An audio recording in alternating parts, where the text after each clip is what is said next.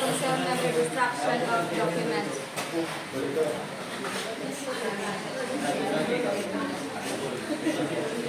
So, ang mukha na nga crime is only a public officer, someone who holds a position in the government or public office. So, one act is punished. So, to destroy or conceal documents or papers that have been officially entrusted to them as part of their job. A public officer shall remove, destroy, or conceal documents or papers officially entrusted to him shall suffer. So, the law states that the officer shall suffer, which implies there is a penalty. But I excerpt you give cuts off before specifying it.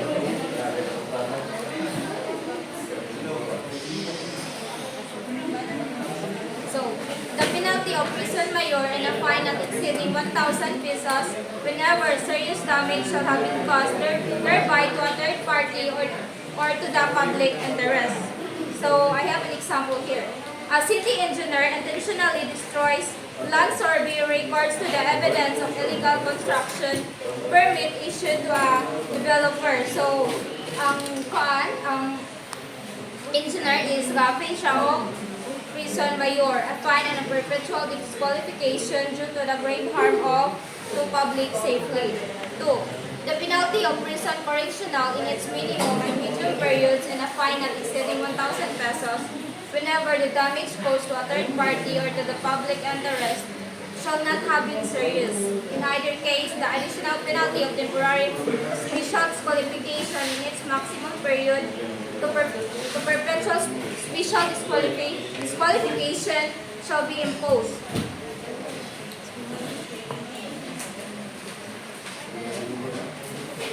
So, a municipal clerk hides procurement documents to delay the release of office supplies for a month. So, ang clerk is mag-pay siya of prison correctional, a fine and temporary disqualification. Yung a fine is 1,000.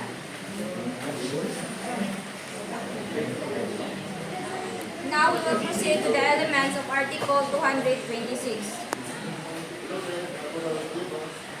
First is that the offender be a public officer. So dapat ang public officer dili private, kay kung private dili siya liable ani nga article.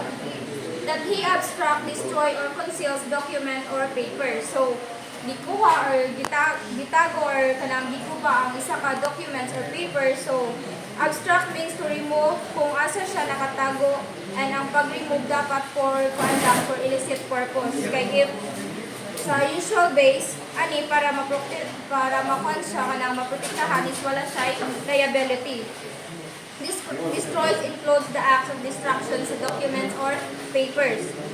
Then ang documents or papers is kanang pahan siya itago or taguan ang saka documents para dili siya makita sa authorized. For example, ang isa ka lawyer ga-request siya o record sa isa ka case, then gikuan giya nga kuan ipapotocopy dapat sa clerk of court, pero gitaguan sa isa ka clerk instead na iya nga ihatag ang iyang gibuhat is iya nga gitaguan. So ang clerk kay liable siya sa Article 226. That the said documents or papers should have been entrusted to such public officer by reason of his office. So, ang offender, dili lang public officer, dapat entrusted siya sa documents or papers, or either trabaho niya ang pagkipa ng mga documents or paper. Example, record custodian or clerk of court. Muna sila ang mo record sa mga cases. So, bisag dili part sa iyang trabaho, but order with authority lang, kanang nasubuan lang siya ng basta nakuanan lang siya o authority. 4. That the damage, whether serious or not, to a third party or to the public interest should have been caused. So, balik as example sa element number 2, di ba ang isa kabugado or request siya of record sa case, then gitago sa clerk ang record. Then ang effect ay dili mas tadihan sa isa ka lawyer ang case. So, how can she defend sa iyang client nga there is damage? Article 227, Officer Briefing says, any public officer charged with the custody of papers or property sealed by proper authority who shall break the seal or prevent them to be broken shall suffer the penalties of prison correctional in its minimum and medium periods.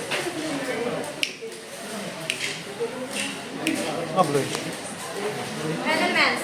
That the offender is a public officer. So, balik lang yapon sino, public officer lang yapon. That he is charged with the custody of papers or property. Take note, hindi lang siya papers ang na-include ani but also the property. Third, that these papers or property are sold by proper authority. So, or that he breaks the seal or prevent them to be broken. Ang ginapangkuhanan ay ginaparusahan ganyan ay dili lang is katong pag-upa sa seal or sa silyo, dili itong pag-open sa envelope or pag-close property. Bisag wala lang hilabdan ang sulod basta naka-break siya or nakagubad siya sa seal is nakakomit siya ni nga crime. Unlike sa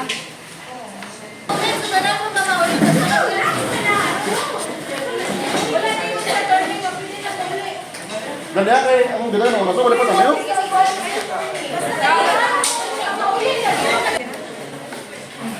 Now, one.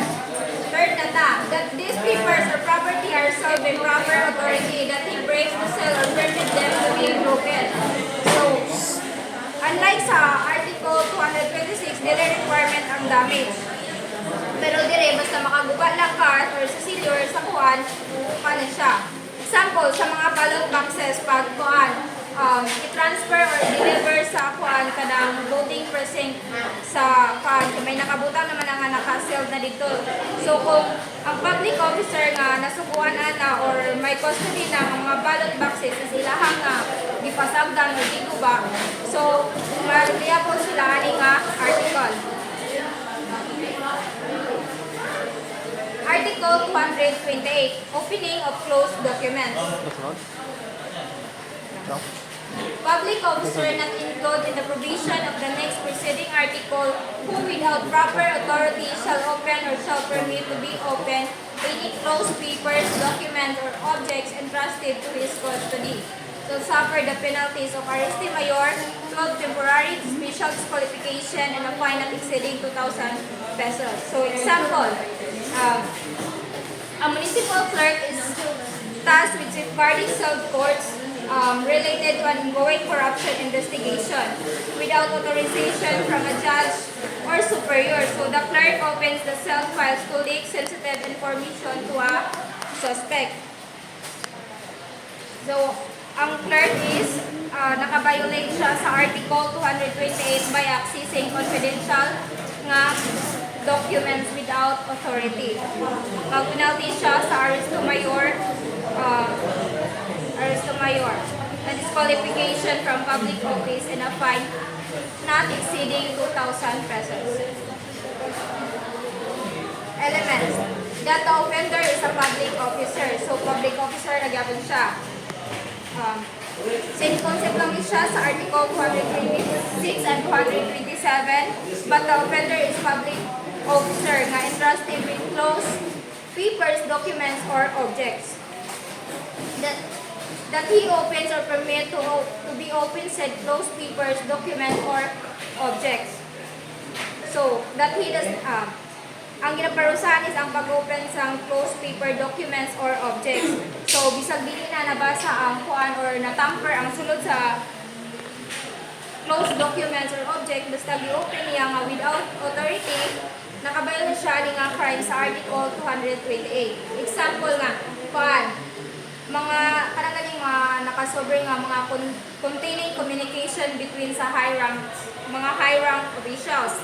Let's say sa DIR commissioners. So, nagpadala ang letter ang communication kay Secretary of Finance nga naka-envelope din or naka-glosab din.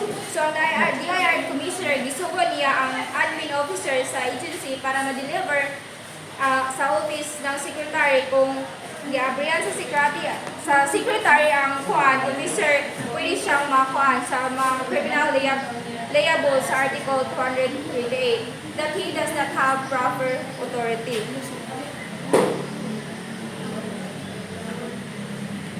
Article 229, Revelation of Secrets by an Officer. Any public officer who shall reveal any secrets known to him by reason of his official capacity or shall wrongfully deliver papers or copies of papers of which he may have charge and which should not be published shall suffer the penalties of prison correctional in its medium and maximum periods. 14, perpetual special disqualification and a fine not exceeding 2,000 pesos. If the revelation of the such secrets or the delivery of such papers shall have caused serious damage to the public interest. Otherwise, the penalties of prison correctional in its minimum period, 15 temporary special disqualification, 16 and a fine not exceeding 500 pesos shall be imposed. So, in Article 229, it also punishes them if they wrongfully give an official documents or copies that should not be made public. Acts punishable as revelation of secrets by an officer. Nani siya duha. First is by revealing any secrets known to the offending public officer by reason of his official capacity.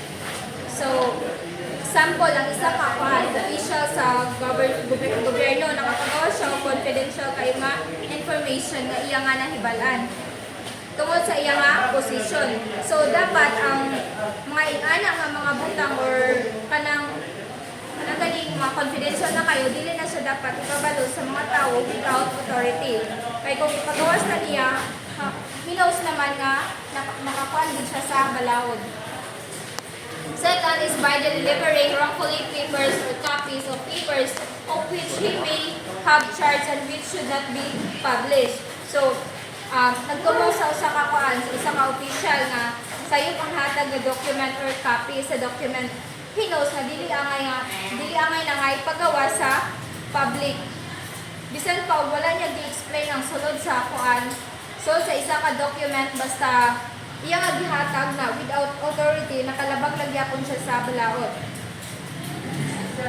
Elements number 1. That the offender is a public officer. So the person is a government worker or public officer. That he knows of a secret reason of his official capacity. So, they learn a secret because of their job. That he reveals such secret without authority or justifiable reason. So, they tell them the secret to someone bisag dili sila allowed. The damage great or small because to the public interest. It causes harm to the public even if it is small. Now, we will proceed to elements number 2. That the offender is a public officer. So, dapat ang kanang person is a government worker or public officer ng gyapon.